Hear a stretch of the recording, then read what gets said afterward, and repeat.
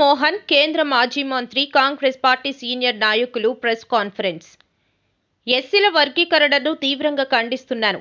AP ప్రభుత్వ తొందరపాటు చర్యలు తీవ్రంగా వ్యతిరేకిస్తున్నాను. పక్కనే ఉన్న ఏపీ కంటే పెద్ద రాష్ట్రమైన తమిళనాడులో ముఖ్యమంత్రి స్టాలిన్, కేరళలో లెఫ్ట్ పార్టీల ప్రభుత్వం, ముఖ్యమంత్రి విజయన్లకు లేని ఆలోచన ఏపీలో ఎందుకొచ్చింది? తమిళనాడు, కేరళ రాష్ట్రాల ముఖ్యమంత్రులు సుప్రీంకోర్టు జడ్జిమెంట్ కాపీలను బుట్టలో పడేశారు. ఏపీలో వర్గీకరణపై ఏకసభ్య కమిషన్ వేయడం తప్పు. ఆ మిశ్రాకి అంటరానితనం అంటే ఏమిటో తెలీదు. 5000 సంవత్సరాలుగా ఎస్సీలు పడుతున్న కష్టాలు, నష్టాలు గురించి మిశ్రాకు తెలుసా అని నేను సూటిగా ప్రశ్నిస్తున్నాను. ముక్కు మొహం తెలియని మిశ్రాను తీసుకొచ్చి ఏపీలో జిల్లాలు తిరగమనడం పొరపాటు చర్య. చంద్రబాబు నాయుడు తప్పు చేస్తున్నాడు. నీ చెడ్డి ఊడిపోక ముందే చేసిన తప్పులను సరిచేసుకోమని తెలియజేస్తున్నాను. ఆంధ్రప్రదేశ్లోని ఎస్సీలు కన్నీటితో ఉన్నారు, క్రూరంగా ఉన్నారు. విశాఖ నుంచే రోడ్లపైకి ఎస్సీలు రాబోతున్నారు. దీనిపైన కమిషన్ వేయడం, ఏకసభ్య కమిషన్, ఇది తప్పు. ఆ మిశ్రాకి ఏమీ తెలియదు. ఒక 87లో ఒక ఆఫీసర్, ఆయన IAS చదువుకొని పాస్ అయ్యి వచ్చాడు ఇక్కడికి.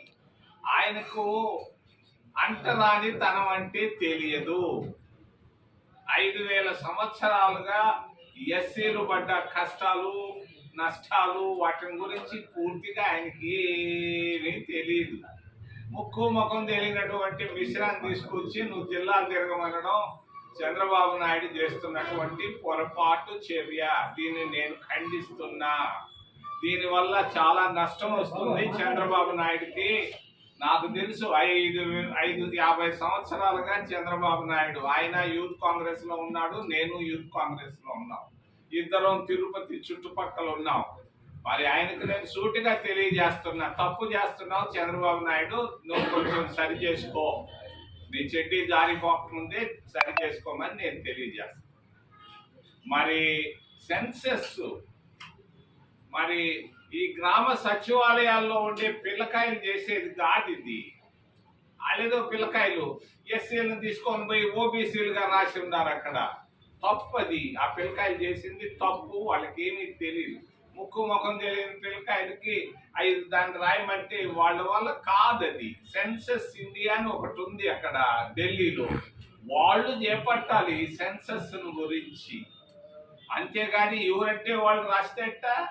ఎస్సీలు 100 మంది ఉంటే నువ్వు 20 మంది అని రాస్తున్నారు, రాసి పెట్టున్నారు ఆ పిల్లకాయలు.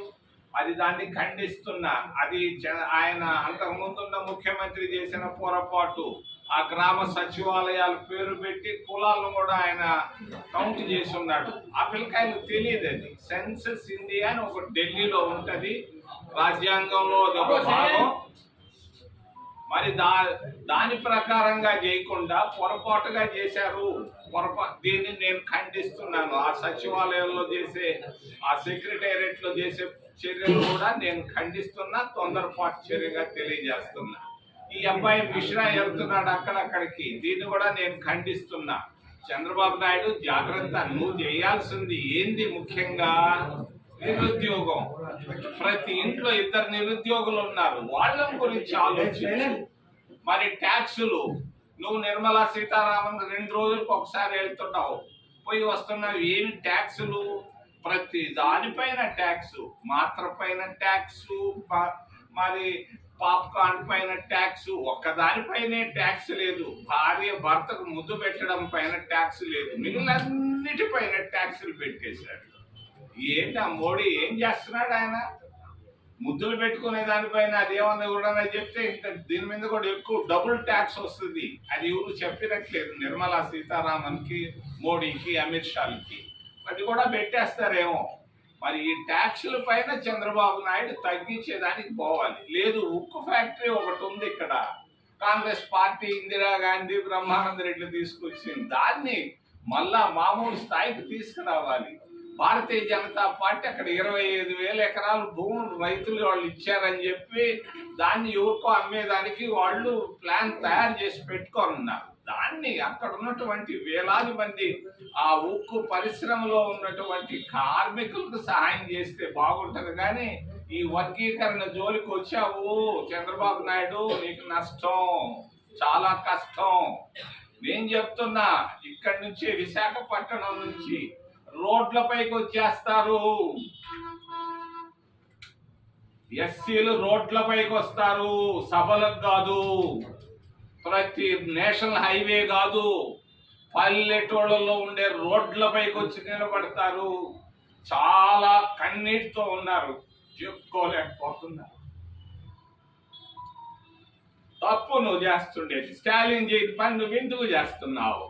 విజయన్ అక్కడ ఉన్నాడు, అతను చేయలేదు. విజయన్ చాలా తెలియగలవాడు. మరి యూపీలో ఉండే ముఖ్యమంత్రి యోగి చేయటం లేదు. నీకేమొచ్చింది? పోయే కాలం వచ్చిందా ఏంది? ఆపే వెంటనే చంద్రబాబు నాయుడు అని తెలియజేస్తున్నా. ఈ వర్గీకరణ ఎన్ని ఆపేసేయి. ఈ కాదు నువ్వు చేయాల్సింది. మరి ఉక్కు ఫ్యాక్టరీ గురించి ఆలోచించు. దీన్ని పూర్తి 8వ తేదీ మోడీ వచ్చినప్పుడు అంతతో సమాప్తం చేసి కాంగ్రెస్ పార్టీ తెచ్చినటువంటి ఉక్కు ఫ్యాక్టరీని నిలబెట్టు. నువ్వు కూడా ఒకప్పుడు కాంగ్రెస్ వాడివే. ఏంది నువ్వు చేసేది? రేపు వస్తున్నావంట విశాఖపట్నానికి, దీని గురించి స్పందించు. ఈ మాటలు లేకుండా వాళ్ళెవరో పేదోళ్ళు, ఎక్కడో ఐఏఎస్ 4 అయ్యారు కృష్ణా జిల్లాలో. దానికి ఎందుకు బాధ? వాడు కష్టపడ్డాడు. ఒక నర్సు చదివిచ్చింది ఒక ఆఫీసర్ని, ఆయన ఐఏఎస్ అయ్యాడు. ఐఏఎస్ కొడుకును 4 ఐఏఎస్. దానికేందా వర్గీకరణ? దీని వెంటనే నేను ఆపాలని డిమాండ్ చేస్తున్నా చంద్రబాబు నాయుడిని. చాలు, రేపు వస్తున్నాడు, ఆయన స్పందించాలి వర్గీకరణ పైన. నువ్వు పోతావు, నేను వర్గీకరణ చేస్తాను, మాలా మాదిగలను సెపరేట్ చేస్తాను, యునైట్ చేయనని నువ్వు చెప్తే మేము రోడ్లపైకి వచ్చేస్తాం. రోడ్లపైకి వచ్చేదానికి చాలా బాధతో ఉన్నారు, కన్నీటితో ఉన్నారు, క్రోధంగా ఉన్నారు. నేను తెలియజేస్తున్నా సున్నితంగా, వర్గీకరణ జోలికే రాబా. నువ్వెవరా? నీకు వాడెవడో జడ్జిలు, వాళ్ళకి తల తెక్క జడ్జిమెంట్ అది. ఆ జడ్జిమెంట్ లో ఏముంది అక్కడ? దాన్ని బట్టి నాకు వేసేస్తున్నావు. తప్పు ఇది. దీన్ని నేను ఖండిస్తున్నాను. మరి అమిత్ షా ఆయన ఏం మాట్లాడతాడో ఆయనకి తెలీదు. పోయి అంబేద్కర్ని తిట్టడం ఎందుకయ్యా? పార్లమెంట్లో అంబేద్కర్ని తిడతారా? ఎంత గొప్పోడా అంబేద్కర్. అంబేద్కర్ గురించి చాలా ఉంది చెప్పాలంటే, నేను ప్రస్తుతానికి చెప్పటం లేదు. అంబేద్కర్ని ఎందుకు విమర్శిస్తావా అమిత్ షా? నువ్వు విమర్శించావు, క్షమాపణలు అడగాలి కదా. దేశంలో ఉన్నటువంటి ప్రజలందరూ దాదాపు 1 కోట్లాది మంది బాధపడుతున్నారు. భారతీయ జనతా పార్టీ ఇదేనా? ఇందుగా మీరు పార్టీ పెట్టుకుంది? అంబేద్కర్ని తిట్టేదానికే ఎందుకు తిడుతున్నారా? అంబేద్కర్ చేసిన పాపం ఏంటా? ఏం పాపం చేశాడు అంబేద్కర్? ఎందుకు అంబేద్కర్ని తిట్టాల్సి వచ్చింది అమిత్ షా? ఈరోజు భారత రాజ్యాంగాన్ని, మరి అంబేద్కర్ రాజ్యాంగాన్ని అమిత్ షా రాజ్యాంగంగా మార్చుకుంటున్నారు. ఈరోజు ఈవీఎంలు అనుమానమే లేదు, ట్యాంపరింగ్ చేస్తున్నారు, మారుస్తున్నారు. వాళ్ళు ఎక్కడ అవసరం ఆడ మార్చుకుంటున్నారు ఈవీఎంలు. మొన్న ఒక ఆయన చెప్పాడు, ప్రపంచంలో కోటీశ్వరుడు అనుకుంటే ఏదైనా ఎథిక్స్ లేవు భారతీయ జనతా పార్టీకి. ఇప్పుడు సునీత విలియమ్స్ అక్కడెక్కడో చంద్రబడంలో ఉంటే ఇక్కడ నుంచి రిమోట్ తో మేనేజ్ చేస్తున్నారు. అటువంటిది ఈవీఎంలు మేనేజ్ చేయడం పెద్ద కష్టం కాదు. టెక్నాలజీ బాగా మారిపోయింది. ఈవీఎంలు ట్యాంపరింగ్ తోనే ఆంధ్రప్రదేశ్ రాష్ట్రంలో కూడా ప్రభుత్వం ఏర్పడింది, కేంద్రంలో కూడా ఏర్పడింది అని నేను తెలియజేస్తున్నా. ఈవీఎం విధానమే వద్దు, దొంగ విధానం. తెలుసో తెలియకో తీసుకొచ్చారు, దీన్ని ఆపేయండి. అమెరికాలోనే అంత పెద్ద టెక్నాలజీ ఉన్న అమెరికాలోనే లేదు. బ్యాలెట్ విధానానికి పోవాల్సిన అవసరం ఉందని నేను తెలియజేస్తూ, ఇంకా ఎన్నో విషయాలు ఉన్నాయి, కానీ ఈ 2 విషయాలకి నేను ఈరోజు ఆపుతున్నాను. మరి చివరిలో ఒక్క విషయం గురించి చెప్పాలనుకుంటున్నాను. జర్నలిస్టుల గురించి. మీరు కష్టపడుతున్నారు పొద్దున్న నుంచి సాయంకాలం దాకా, మీకు వచ్చే జీతాలు చాలా తక్కువ, ఇళ్లలో కష్టాలు ఎక్కువ. కనీసం ఇల్లు కట్టుకోండి. తిరుపతిలో మేమందరం, మా జర్నలిస్టులకు మేము ఇల్లు కట్టించాం. అందరూ లక్షాధికారులు, కొంతమంది కోటీశ్వరులు కూడా అయ్యారు, కారుల్లో ఉన్నారు.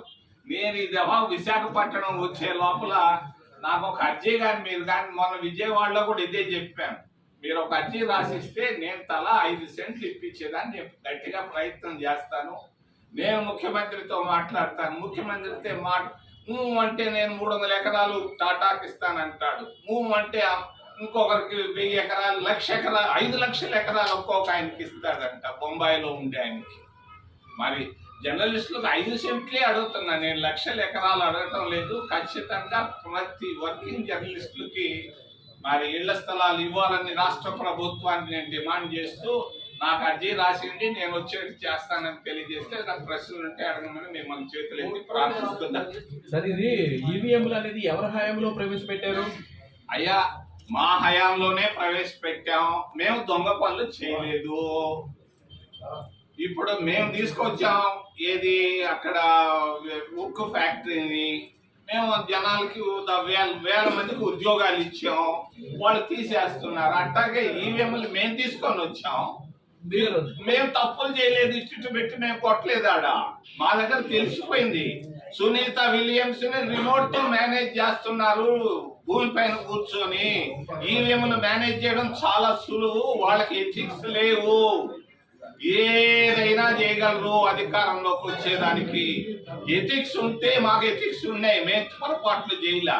వాళ్ళకి ఎథిక్స్ లేవు కాబట్టి మేము దీన్ని ఖండిస్తున్నాం, ఈవీఎంలు వద్దు అని మేము తెలియజేస్తాం. సార్, ఇప్పుడు జగన్మోహన్ రెడ్డి అసెంబ్లీకి రావట్లేదు 11 మంది ఎమ్మెల్యేలు, కానీ శాలరీలు తీసుకోవడం అది కరెక్టే అంటారా? ఇది వైసీపీ పార్టీకి 11 మంది ఎమ్మెల్యేలు ఉన్నారు, వాళ్ళ నుంచి అసెంబ్లీకి రావట్లేదు, శాలరీలు తీసుకోవడం కరెక్టే అంటారా? ఆయన స్టాండ్ కరెక్టా కాదని అంటారా, అడుగుతారా? ఆయన కరెక్ట్ అయితేనేమి, కరెక్ట్ కాకపోతే దేశానికి వచ్చిన నష్టమైంది, ఆంధ్రప్రదేశ్ రాష్ట్రానికి వచ్చిన నష్టమైంది ఆయన వల్ల. నేను ఇంకొక మీకు తెలియని రహస్యాన్ని ఒకటి చెప్తా. ఆయన పైన 11 కేసులు ఉన్నాయి. జనాలు కూడా మహా తెలియపరులు, అందుకే ఆయన 11 సీట్లు ఇచ్చారు. ఆయన గురించి నేను ఎందుకు మాట్లాడటం, జనాలు మాట్లాడతారు. 11 కేసులు ఉన్నాయి ఆయన పైన, రిజిస్టర్డ్ కేసులు. 11 సీట్లు ఎందుకు వచ్చినాయి? 11 అంటే అందుకొరకే వచ్చినాయి.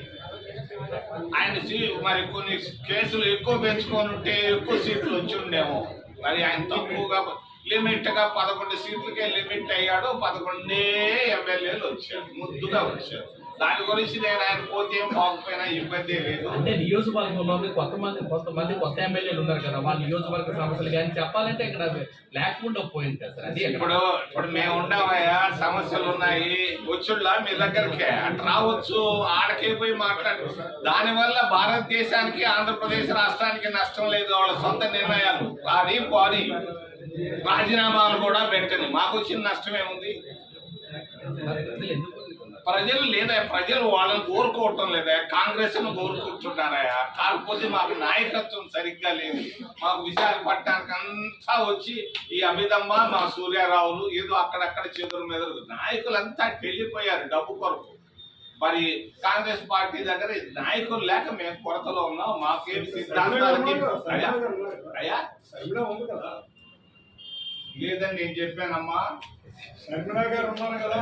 నేను ఆమె అడుగుతున్నా లేదని నేనేమన్నా ఇప్పుడన్నా చెప్పానమ్మా? అరే నాయన, నువ్వు నాయకుడు అయ్యా. నాయకుడు అంటే ఎవరు? నీతి